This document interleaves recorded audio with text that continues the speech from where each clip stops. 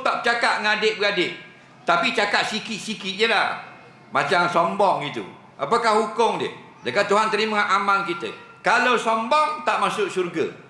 Sombong dengan adik-beradik lebih-lebih lagi. Waktu kita, kalau kita tengok adik-beradik kita dengan kita ni, kadang-kadang salah kita, kadang-kadang salah adik-beradik kita. Jadi kita nak buat guna, kita kena tasamuh tak, kena bergalah tak lah.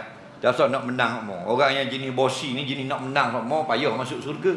Nak kita kena ngalah lah apa. Biarlah kakak aku salah pun, aku ngalah lah, tak usah balah lah.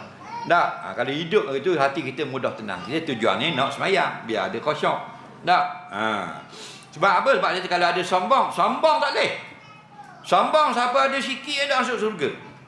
Nabi kata la yadkhulul jannata man kana fi qalbihi misqala dzarratin min kabir. Tak akan masuk dalam syurga orang yang ada dalam hati dia besar semut je sombong.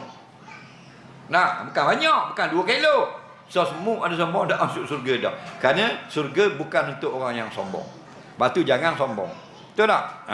Kita kena hidup ni banyak berterima kasih, banyak kenang budi orang dan sebagainya. Baru Tuhan sayang kita. Tuhan dah erang kita dosa banyak, tapi Tuhan nak perangai kita molek. Dah?